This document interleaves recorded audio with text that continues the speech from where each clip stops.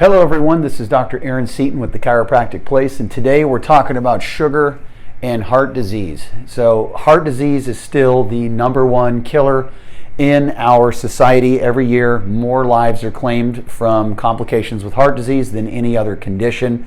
So it's important for us to start understanding and being aware of what are some of the complicating factors or contributing factors to developing heart disease, and what are some of the things that I can do to help prevent that, right? So the big one is most people are kind of unaware about the link between sugar and heart disease. Most people understand plaque buildup in the heart. So let's talk about how stuff like this happens.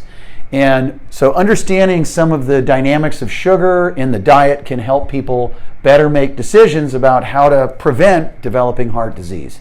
High sugar intake, they've looked at this through research. There's actually a 400% increase in the risk of heart disease in people who have high sugar diets, high carbohydrate diets, versus somebody who has a lower sugar, lower carbohydrate intake.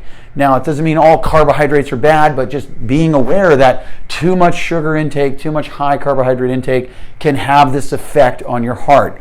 And why is that specifically with sugar that we see this is that sugar can actually thicken the blood. It can cause inflammation in the blood vessels.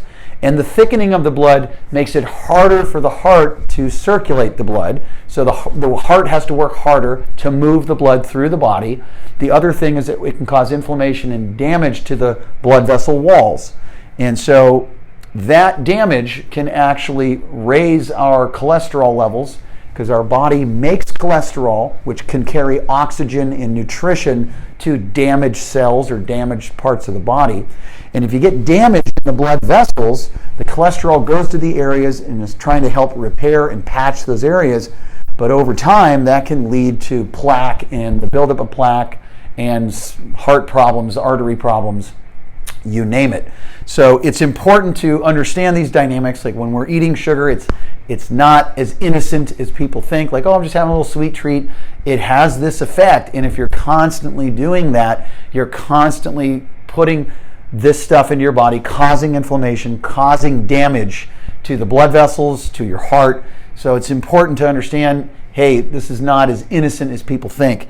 The other thing with too much sugar, too much carbohydrates is we see patients have a lot of joint pain when they're eating too much of this stuff, and brain fog is another common symptom people experience when they're eating too much sugar. They start noticing these things. So lowering that sugar down and not eating as many, I would say, the processed carbohydrates. I would try to be avoiding those, like sweets, desserts, really trying to limit your intake of the breads, pastas, and stuff like that.